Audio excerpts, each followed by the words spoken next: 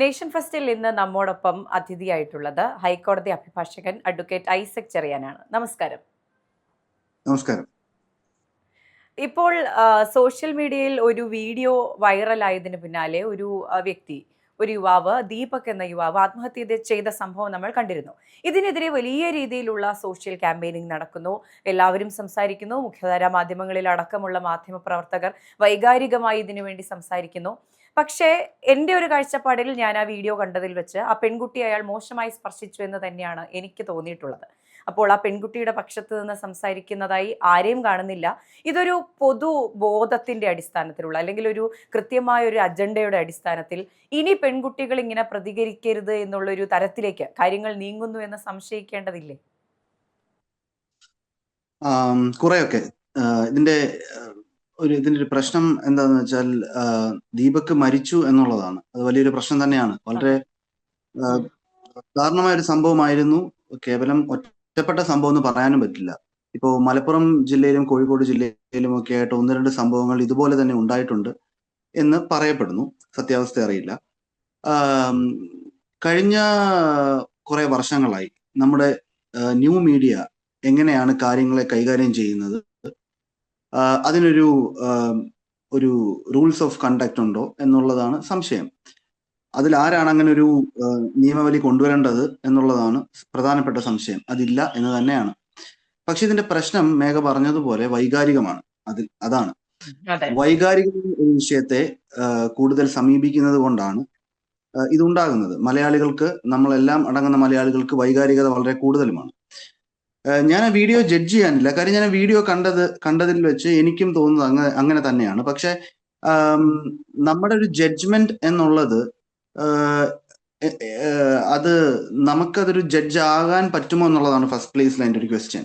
അതാണ് അതിൻ്റെ ഒരു $1 million ക്വസ്റ്റ്യൻ എന്ന് പറയുന്നത്. അതായത് നമുക്കത് ജഡ്ജ് ചെയ്യാൻ പറ്റുമോ? എൻ്റെ അഭിപ്രായം എന്ന് പറയുന്നത് നമുക്ക് ജഡ്ജ് ചെയ്യാൻ പറ്റില്ല എന്നാണ്. എനിക്ക് തോന്നിയത് അങ്ങനെ തന്നെയാണ്. അതുകൊണ്ടാണ് ഞാൻ അങ്ങനെ പറയുന്നത്. കാര്യം എന്താണെന്ന് വെച്ചാൽ ചില ആൾക്കാർക്ക് അങ്ങനെ ഉണ്ടായില്ല എന്ന് തോന്നുന്നു, ചില ആൾക്കാർക്ക് അങ്ങനെ ഉണ്ടായി എന്ന് തോന്നുന്നു. യഥാർത്ഥത്തിൽ എങ്ങനെയാണ് സംഭവിച്ചത് എന്ന് പറയേണ്ടത് അന്വേഷണത്തിന് ശേഷം പോലീസാണ്. പക്ഷെ ഇത് ഒരു കോമൺ സെൻസിന്റെ പ്രശ്നം കൂടി ഉണ്ട്. ഇപ്പോ ചില ആൾക്കാർ പറയുന്നത്, നോക്കൂ, അങ്ങനെ തട്ടിയത് കൊണ്ടായിരിക്കണമല്ലോ ആ കുട്ടി ഫോൺ ഓൺ ആക്കി വെച്ചത്. അപ്പം അല്ലെങ്കിൽ ഒരിക്കലും അങ്ങനെ ചെയ്യേണ്ട കാര്യമില്ലല്ലോ എന്ന് പറയുന്ന ആൾക്കാരുണ്ട്. പറഞ്ഞതുപോലെ ആ വീഡിയോയിൽ തന്നെ പ്രശ്നമില്ല എന്ന് പറയുന്ന ആൾക്കാരുണ്ട്. ആ വീഡിയോയിൽ തന്നെ പ്രശ്നമില്ലെങ്കിൽ പിന്നെ എന്തിനാണ് അദ്ദേഹം ആത്മഹത്യ ചെയ്തത് എന്നുള്ള രണ്ടാമത്തെ ക്വസ്റ്റ്യൻ. ഈ ആത്മഹത്യ എന്ന് പറയുന്നത് ഇട്ടിരിക്കുന്ന വകുപ്പ് ജാമ്യമില്ലാത്ത വകുപ്പാണ്. പക്ഷെ എന്നാൽ പോലും ഇതിന്റെ ഒരു ട്രയലിന്റെ സമയത്തൊക്കെ ഒരു പ്രശ്നമാകാൻ പോകുന്നത്, ഞാനത് കടന്നു പറയുകയല്ല, പക്ഷെ നമ്മൾ സത്യസന്ധമായി വളരെ റെലവെന്റ് ആയിട്ട് കാര്യങ്ങൾ ഒന്ന് അനലൈസ് ചെയ്യുമ്പോൾ ഒരു ഡയറക്റ്റ് ആയിട്ടുള്ള ഒരു ഇൻസൈറ്റ്മെന്റ് ഇതിലുണ്ടോ എന്നുള്ളതാണ്. ഇതിനകത്ത് ഡയറക്റ്റ് ആയിട്ടുണ്ട്. അതിലൊരു ചോദ്യം എന്ന് പറയുന്നത്, ആ FIR രജിസ്റ്റർ ചെയ്തിട്ടുള്ളതിൽ ആത്മഹത്യാ പ്രേരണ കുറ്റം മാത്രമാണ് നിലനിൽക്കുന്നത്. അതിൽ IT വകുപ്പ് പോലും ചുമത്തിയിട്ടില്ല. അത് എനിക്ക് തോന്നുന്നു അതിൽ പോലീസിന് സംഭവിച്ച അലംഭാവമാണോ അതോ അതിന് വകയില്ലാത്തത് കൊണ്ടാണോ അത് രജിസ്റ്റർ ചെയ്യാതിരുന്നത് എന്നുള്ളതാണ്. അല്ല, ഇതിനകത്ത് അത് തന്നെയാണ് എന്റെ പ്രശ്നം. അതായത് ഇപ്പം സത്യസന്ധമായിട്ട് പറഞ്ഞാൽ ഇപ്പൊ ഇതിനകത്ത് ഒരു ബേസ് പറയുകയാണെങ്കിൽ, കേരളത്തിലെ ബസ്സുകളിൽ ആരാണ് യാത്ര ചെയ്യുന്നത്? കേരളത്തിലെ ബസ്സുകളിൽ നമ്മളെപ്പോലെ വളരെ സാധാരണക്കാരായിട്ടുള്ള ആൾക്കാരാണ് യാത്ര ചെയ്യുന്നത്. ഈ പൊതുഗതാഗതം ഉപയോഗിക്കുന്നത് കൂടുതലും വളരെ സാധാരണക്കാരായിട്ടുള്ള മനുഷ്യരാണ്. പല സംഭവങ്ങൾ ബസ്സുകളിലും ട്രെയിനുകളിലൊക്കെ ഗുരുതര സുരക്ഷാ വീഴ്ചകൾ. ഒന്ന് ആലോചിച്ച് നോക്കൂ, നമ്മുടെ ട്രെയിനുകളിൽ ഉണ്ടായ സുരക്ഷാ വീഴ്ച എത്ര വലുതാണ്. CRPF ഒക്കെ ഉണ്ടെന്ന്, RPF ഒക്കെ ഉണ്ടെന്ന് പറയുന്നുണ്ട്. പക്ഷെ എന്നാൽ പോലും അത്രയും ഒരു സുരക്ഷാ വീഴ്ച ഉണ്ടായിട്ട് എന്തെങ്കിലും ഒരു റിവ്യൂ മീറ്റിംഗ് എങ്കിലും നടന്നു എന്നുള്ളത്, അല്ലെങ്കിൽ നാളാൾ അറിയുന്ന ഒരു റിവ്യൂ മീറ്റിംഗ് എങ്കിലും നടന്നു എന്നുള്ളത് എനിക്ക് സംശയമാണ്. ഞാൻ അറിഞ്ഞിട്ടില്ല അതിനെപ്പറ്റി, എന്റെ ഇഗ്നറൻസ് ആയിരിക്കും. പക്ഷെ ട്രെയിനുകളിൽ ഇത്തരം സംഭവങ്ങൾ നടക്കുന്നുണ്ട്. ബസ്സിൽ ഇത്തരം സംഭവങ്ങൾ നടന്നിട്ടുണ്ട്. കഴിഞ്ഞ കുറെ കാലങ്ങളായി നമുക്കറിയാം, സ്ത്രീകൾ വൾണറബിൾ ആയിട്ടുള്ള ഒരു അവസ്ഥകളിൽ പൊതുഗതാഗതത്തിൽ പ്രത്യേകിച്ച് അവർ വിക്ടിമൈസ് ചെയ്യപ്പെടുന്നുണ്ട്. അതൊരു ഫാക്റ്റാണ്. ആർക്കും അറിയാത്തൊരു വലിയ കാര്യമൊന്നുമല്ല. പക്ഷെ ഇതിലൊരു സർക്കാരിന് എന്താണ് ചെയ്യാൻ പറ്റുന്നതെന്നാണ് ഞാൻ പറയുന്നത്. ഇതിന്റെ പേരിൽ ഗതാഗത മന്ത്രി രാജിവെക്കണമെന്നൊന്നുമല്ല, മറിച്ച് ഒരു കോമൺ ഗൈഡ് ലൈൻ ഇതിലുണ്ടോ? അല്ലെങ്കിൽ ഈ പറയുന്ന പോലെ മോട്ടോർ വെഹിക്കിൾ ഡിപ്പാർട്ട്മെന്റ് മുട്ടിന് തടഞ്ഞു നിർത്തി ബസ്സുകാരുടെ പോക്കറ്റിൽ നിന്ന് പൈസ എടുക്കാനും അല്ലെങ്കിൽ ഈ പറഞ്ഞതുപോലെ എല്ലാ കാര്യങ്ങൾക്കും അവർക്ക് സമയമുണ്ട്. എന്നാൽ ഈ പറഞ്ഞതുപോലെ സാധാരണക്കാർ ഏറ്റവും കൂടുതൽ റിലേ ചെയ്യുന്ന ഈ പറയുന്ന പൊതുഗതാഗതത്തിൽ ഇത്രയും സംഭവം ഉണ്ടായിട്ട് സ്ത്രീ പുരുഷന്മാർ എങ്ങനെയായിരിക്കണം ഇരിക്കേണ്ടത്, അല്ലെങ്കിൽ ഏത് തരത്തിലായിരിക്കും അവർക്ക് ഗൈഡ് ലൈൻ കൊടുക്കേണ്ടത്, കണ്ടക്ടർമാർ, ഡ്രൈവർമാർ, അല്ലെങ്കിൽ ജോലി ചെയ്യുന്നത്, അതിനകത്ത് ജോലി ചെയ്യുന്നവർ എന്നൊക്കെ മോട്ടോർ വെഹിക്കിൾ ഡിപ്പാർട്ട്മെന്റിന് ഒരു ഒരു ഒരു ഒരു ഡയറക്ഷൻ എങ്കിലും കൊടുക്കാൻ കഴിഞ്ഞോ എന്നുള്ളതാണ്. അപ്പം ഇത്രയും സംഭവങ്ങൾ ഉണ്ടായി.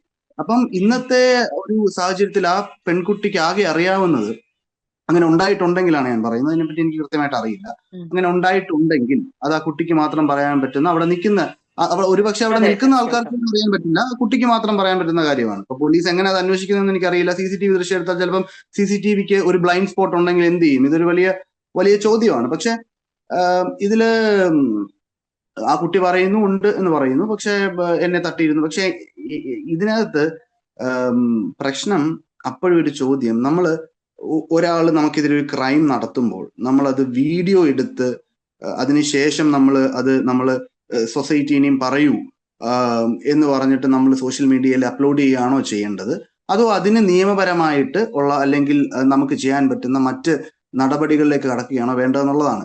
ഇതിപ്പോ നമുക്ക് ടെക്നിക്കലി പറയാം നിയമപരമായിട്ട് പോകണം എന്നൊക്കെ, പക്ഷേ നമ്മുടെ നാട്ടിൽ കണ്ടുവരുന്നതാണ് ആ കുട്ടി ചെയ്തത്. കുട്ടി പബ്ലിക്കായിട്ട് പ്രതികരിച്ചു, അല്ലെങ്കിൽ ഈ പറഞ്ഞ അത് സോഷ്യൽ മീഡിയ എന്ന് പറയുന്ന വലിയൊരു ടൂൾ ഉപയോഗിച്ച് ജനങ്ങളിലേക്ക് എത്തട്ടെ, ഇങ്ങനെയാണ് നടക്കുന്നത്, ഇനി സൊസൈറ്റി പറഞ്ഞാൽ എന്ത് ചെയ്യണം എന്ന് ന്യായമായിട്ടുള്ള ചോദ്യം ചോദിച്ചു. പക്ഷേ അത് അന്യായമായത് എവിടെയായിരുന്നു? ഒരുപക്ഷെ അത് അന്യായമായത് എനിക്ക് തോന്നുന്നു അദ്ദേഹം മരിച്ചപ്പോഴാണ്, അദ്ദേഹം ആത്മഹത്യ ചെയ്തപ്പോഴാണ്. ദാരുണമായ സംഭവമാണ്. അദ്ദേഹത്തെ അത് ട്രിഗർ ചെയ്തിരിക്കാം എന്നേ പറയാൻ പറ്റുള്ളൂ. അത് മാത്രമാണ് ട്രിഗർ ചെയ്തത്, അങ്ങനെ ആത്മഹത്യ ചെയ്തു അതുകൊണ്ട് മാത്രമാണ് ആത്മഹത്യ ചെയ്തതെന്നൊന്നും ആർക്കും പറയാൻ പറ്റില്ല. അവരുടെ വിത്ത് ഓൾ ഡ്യൂ റെസ്പെക്ട് അവരുടെ പേരൻസിന് പോലും പറയാൻ പറ്റില്ല. കാര്യം അതൊക്കെ വളരെ വ്യക്തിപരമായിട്ടുള്ള കാര്യമാണ്, അതൊക്കെ അന്വേഷണത്തിൽ തെളിയേണ്ട കാര്യമാണ്. പ്രൊവൈഡഡ് ഇപ്പം നിലവിൽ ഇത്തരം സംഭവങ്ങൾ 1-2 നടക്കുന്നത് കൊണ്ട് തീർച്ചയായിട്ടും ഈ ന്യൂ മീഡിയയിലുള്ള ഇത്തരം ഒരു പോപ്പുലർ കൾച്ചർ, അല്ലെങ്കിൽ ഈ പറയുന്നത് പോലെ ഒരു പൊതുവായിട്ടുള്ള ആൾക്കാരെ ഷെയിം ചെയ്യാനുള്ള അത്തരം പ്രവണതകൾ തീർച്ചയായും ഒഴിവാക്കപ്പെടേണ്ടത് തന്നെയാണ്. അതല്ല അതിന്റെ ശരിയായ രീതി എന്നുള്ള കാര്യത്തിൽ സംശയമൊന്നുമില്ല. ഇപ്പോൾ ഇത്തരം കേസുകളിലൊക്കെ ഇപ്പോൾ ഒരു സെക്ഷൽ അലിഗേഷൻ അല്ലെങ്കിൽ ഒരു സെക്ഷൽ ക്രൈം നടന്നു എന്ന് നമ്മൾ കേസ് കൊടുക്കുമ്പോൾ ഈ ഇരകളോട് തന്നെയാണ് തെളിവുണ്ടോ എന്ന് ചോദിക്കുന്നത്. അപ്പോൾ പക്ഷേ ഈ തെളിവുണ്ടാക്കുമ്പോൾ എന്തിന് തെളിവുണ്ടാക്കി, നിങ്ങൾ എന്തിന് വീഡിയോ എടുത്തു എന്ന് ചോദിക്കുന്ന ഒരു സാഹചര്യത്തിലേക്ക് തള്ളിവിടുന്നത് സമൂഹം തന്നെയാണ്. ഇപ്പോൾ സമൂഹം കൊടുക്കുന്ന നറേറ്റീവ് ഇനി ആരും ഇങ്ങനെ ചെയ്യാൻ പാടില്ല, ഇനി ചെയ്യരുത് എന്നുള്ളതാണ്. ഇപ്പോൾ കഴിഞ്ഞ കുറേ നാളുകളായി ഇപ്പോൾ താങ്കൾ തന്നെ പറഞ്ഞു ഇങ്ങനെ ഒരു കാര്യമുണ്ട്. ഇപ്പോൾ ഒരു സംഭവം ഉണ്ടായാൽ വീഡിയോ എടുത്ത് സോഷ്യൽ മീഡിയയിൽ ഇടുക എന്നുള്ളത് ഒരു പരിധിവരെ ഇത്തരം ക്രൈമുകൾ കുറയാനുള്ള സാഹചര്യം ഇത് ഉണ്ടാക്കിയിട്ടുണ്ട്. കാരണം ഒരു ഭയം ഉണ്ടാകുന്നുണ്ട്, ഞാൻ അങ്ങനെ കാണിച്ചാൽ എനിക്ക് നാട്ടുകാരുടെ മുന്നിൽ തലയുയർത്തി നിൽക്കാൻ പറ്റില്ല എന്നുള്ളൊരു ഭയം ഉണ്ടാക്കുന്നുണ്ട്. പക്ഷേ അതിനെ തടയിടുകയല്ലേ ഇപ്പോൾ പൊതുസമൂഹം ചെയ്യുന്നത്. ഇനി അങ്ങനെ ചെയ്യരുത്, നിങ്ങൾ ഇങ്ങനെ ചെയ്യരുത്, സ്ത്രീകൾ ഇനി ഒരു പെൺകുട്ടി ഇത്തരം ഒരു വീഡിയോയുമായി പുറത്തേക്ക് വന്നാൽ പോലും അത് സത്യമാണെങ്കിൽ പോലും അത് തള്ളിക്കളയുന്ന ഒരു സാഹചര്യം ഇപ്പോൾ ഉണ്ടാക്കുകയല്ലേ? ഒരു പരിധി വരെ.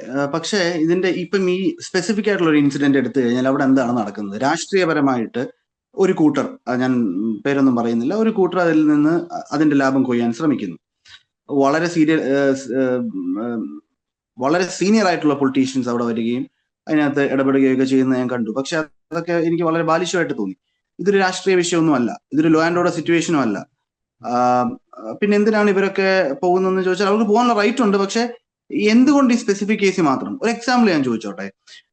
ഇപ്പം മേഘ ഒന്ന് ചിന്തിച്ച്, നമ്മുടെ നാട്ടിൽ എത്രയോ പെൺകുട്ടികളുടെ ഒബ്സീൻ ആയിട്ടുള്ള വിഷ്വൽസ്, ഒബ്സീൻ എന്ന് പറയുന്ന കറക്റ്റ് വേർഡ് അല്ല, അവരുടെ പ്രൈവറ്റ് ആയിട്ടുള്ള വീഡിയോസ് പല ഗ്രൂപ്പുകളിലും വന്നതിന്റെ പേരിൽ ആത്മഹത്യ ചെയ്തിട്ടുണ്ട് നമ്മുടെ നാട്ടിൽ. ഇതൊക്കെ പല ഗ്രൂപ്പുകളിലും ഷെയർ ചെയ്യപ്പെട്ട് ആഹ്ലാദിക്കപ്പെട്ടിട്ടുണ്ട് നമ്മുടെ പുരുഷ സമൂഹത്തിൽ, ഞാൻ അടക്കമുള്ള പുരുഷ സമൂഹം. അപ്പൊ എന്റെ ചോദ്യം, അപ്പോഴൊന്നുമില്ലാത്ത ഒരു വൈകാരികത എങ്ങനെയാണ് സമൂഹത്തിനും പുരുഷന്മാർക്കും പെട്ടെന്ന് വന്നത്? ഞാൻ ഇതിനെ എതിർക്കുകയല്ല, മറിച്ച് എന്റെ ചോദ്യം, ഒരു സംഭവം ഉണ്ടാകുമ്പോൾ, ഒരു ഇൻസിഡന്റ് ഉണ്ടാകും, അത് ഇപ്പം ഒരു സംഭവം ഉണ്ടായി, ഇപ്പം ഒരു പെൺകുട്ടിക്ക് നേരെ ഒരു അതിക്രമം നടന്നു എന്ന് പറയുന്നു എന്ന് വിചാരിക്കുക. അത് സത്യമാണോ അല്ലയോ എന്നറിയാത്ത ഘട്ടത്തിൽ പോലും നമ്മുടെ ഈ സോ കോൾഡ് ആക്ടിവിസ്റ്റുകൾ വന്ന് ഈ പറയുന്ന പോലെ ആൺ വർഗമെല്ലാം പ്രശ്നക്കാരാണ്, അവർക്കിതേ പറ്റുള്ളൂ, ഇവർക്കിതേ അറിയുള്ളൂ എന്ന് പറയുന്നത് പോലെ തന്നെയുള്ള ഒരു ഇൻസിഡന്റ് ആണ് ഇതെന്നാണ് ഞാൻ പറയുന്നത്. ഇത് രണ്ടായിട്ട് നമ്മൾ കാണേണ്ട കാര്യം. ഞാനൊരു മനുഷ്യപക്ഷത്ത് നിന്നുകൊണ്ട് സംസാരിക്കാൻ ശ്രമിക്കുകയാണെങ്കിൽ തീർച്ചയായിട്ടും ഇത്തരം എക്സ്ട്രീം എൻസിലോട്ടല്ല നമ്മൾ പോകേണ്ടത് എന്നാണ് പറയാനുള്ളത്. അതായത് ഇപ്പോ രണ്ടും അപകടമാണ്. ഇപ്പൊ ഞാനിതൊരു ന്യൂട്രലായിട്ട് പറയല്ല, മറിച്ച് രണ്ടും അപകടമായതുകൊണ്ട് അതേ പറയാൻ പറ്റുള്ളൂ. ഇപ്പം ന്യൂനപക്ഷ വർഗീയതയും ഭൂരിപക്ഷ വർഗീയതയും അപകടമാണെന്ന് പറയുന്ന പോലെ തന്നെ ഇതിനകത്ത് രണ്ട് കേസും അപകടമാണ് എന്നാണ് പറയാൻ പറ്റുള്ളൂ നമുക്ക്. അപ്പം ഇത് പക്ഷെ എന്റെ ചോദ്യം പക്ഷെ വളരെ പ്രസക്തമാണ്. ഇപ്പൊ എത്രയോ ഫേസ്ബുക്ക്, ഇൻസ്റ്റാഗ്രാം, ഈ പറയുന്ന വാട്സാപ്പിലും നമുക്കറിയാം സ്ത്രീകൾ നേരിടുന്ന മെസ്സേജസുകളും അവർ നേരിടുന്ന അധിക്ഷേപവും എത്ര അധികമാണ് അവരുടെ പ്രൈവറ്റ് കമന്റുകളിൽ, പ്രൈവറ്റ് ചാറ്റ് ബോക്സുകളിലും അടക്കം. അപ്പം ഈ പറയുന്ന കമന്റ് ബോക്സിലടക്കം ഇവർ നേരിടുന്ന വെല്ലുവിളികൾ ഒരു ദൈനംദിന അടിസ്ഥാനത്തിൽ നോക്കിക്കഴിഞ്ഞാൽ മിക്ക സ്ത്രീകളും, അല്ലെങ്കിൽ അത്യാവശ്യം ബോൾഡ് ആയിട്ടുള്ള, കോൺഫിഡന്റ് ആയിട്ടുള്ള, അല്ലെങ്കിൽ സമൂഹം ഈ പറയുന്നത് പോലെ അവരെ ആ തരത്തിൽ കാണുന്നത് കൊണ്ട് അവർ അനുഭവിക്കേണ്ടി വരുന്ന പ്രശ്നങ്ങൾ, ഈ പ്രശ്നങ്ങൾ കാരണം നാളെ ഒരു കുട്ടി പോയി ആത്മഹത്യ ചെയ്താൽ ഉടനെ നാട്ടുകാർ പറയുമോ ഈ പറഞ്ഞ പയ്യൻ വന്ന് കമന്റ് ഇട്ടത് കൊണ്ടാണ് ആത്മഹത്യ ചെയ്ത് ആ പയ്യനെ തൂക്കിക്കൊള്ളണം എന്ന് പറയുമോ? ഇതാണ് പ്രശ്നം. ഇവിടെ നമ്മൾ ഒരു ആക്ട് നടത്തുന്നു എന്ന് അത് ശരിയാണ്. അത് ആക്ട് എന്ന് പറയുന്നത് വീഡിയോ എടുത്തിടുന്നു. പക്ഷെ അതിന്റെ പേരിൽ ഒരാൾ പോയി ആത്മഹത്യ ചെയ്താൽ അതിന്റെ ഒരു ഡയറക്റ്റ് ഇൻസൈറ്റ്മെന്റ്, ഞാനിത് കൃത്യമായിട്ട് പറഞ്ഞാൽ ഈ അബറ്റ്മെന്റ് ഓഫ് സൂയിസൈഡ് എന്ന് പറയുന്ന 308 വകുപ്പിൽ ഒരു ഡയറക്റ്റ് ആയിട്ടൊരു ഇൻസൈറ്റ്മെന്റ് തെളിയിക്കാൻ ഇതിന് എത്ര കണ്ട് പറ്റും? അതായത് ഒരു വളരെ ക്രൂവാലിറ്റി ഉള്ള ഗ്രൗണ്ട്സ് എങ്ങനെ തെളിയിക്കാൻ പറ്റും? അങ്ങനെയൊന്നും ആ കുട്ടി ചെയ്തിട്ടില്ല എന്നുള്ളതാണ് ന്യായമായിട്ട് നമുക്ക് പറയാൻ പറ്റുന്നത്.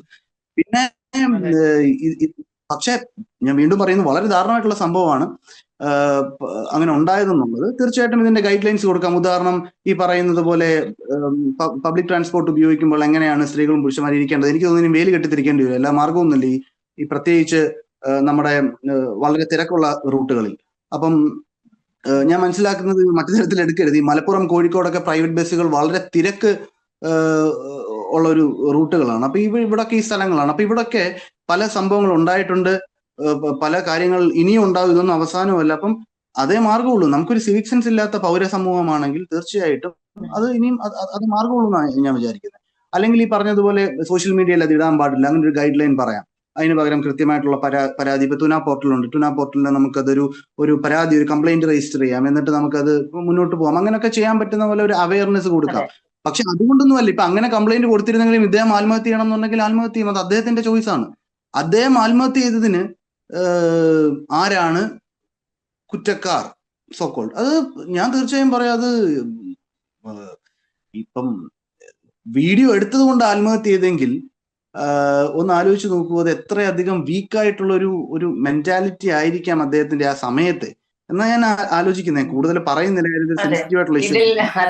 ഇതിൽ മറ്റൊരു കാര്യം എന്ന് പറയുന്നത്, പലരും ചോദിക്കുന്ന ഒരു ചോദ്യമാണ് കമന്റ് ബോക്സുകളിലടക്കം, ഈ മുഖ്യധാര മാധ്യമങ്ങളടക്കം എന്തുകൊണ്ട് ആ പെൺകുട്ടിയുടെ മുഖം ബ്ലർ ചെയ്യുന്നു, എന്നാൽ ആ പുരുഷന്റെ മുഖം ബ്ലർ ചെയ്യുന്നില്ല എന്നുള്ളത് എന്തുകൊണ്ടായിരിക്കും? അതെനിക്ക് തോന്നുന്നു ഇപ്പോ ഈ പെൺകുട്ടിയെ ബ്ലർ ചെയ്യുന്നത് എന്തുകൊണ്ടാണെന്ന് ചോദിച്ചാൽ അതിനകത്തൊരു കോമൺ അല്ലെങ്കിൽ ഒരു നാച്ചുറൽ ജസ്റ്റിസ്, ഒരു സാമാന്യ നീതി, ഒരു പൊതുവായിട്ടുള്ള നീതി, ഇത് നമ്മൾ ഈ പറയുന്ന കാര്യമാണ്. പക്ഷെ അതിപ്പോ ബ്ലർ ചെയ്യുന്ന ആൾക്കാർക്ക് അത് അവരാണ് പറയേണ്ടത് എന്തിന് ബ്ലർ ചെയ്യണം എന്നുള്ളത്. പക്ഷെ ഇനി അതിലെന്തെങ്കിലും ഈ പറഞ്ഞ നമുക്കറിയാം, അതും ഈ സ്ത്രീകളായതുകൊണ്ടാണ്. കാര്യം സ്ത്രീകൾ എന്നും ഒരു വൾണറബിൾ പൊസിഷനിലാണ്, ഒരു വളരെ വീക്കസ്റ്റ് ആയിട്ടുള്ള പൊസിഷനിലാണ് എന്നുള്ള ഒരു ബോധ്യത്തിന്റെ അടിസ്ഥാനത്തിൽ ചെയ്യുന്നതാണ്. അത് ശരിയുമാണെന്നാണ് എൻ്റെ ഒരു വാദം.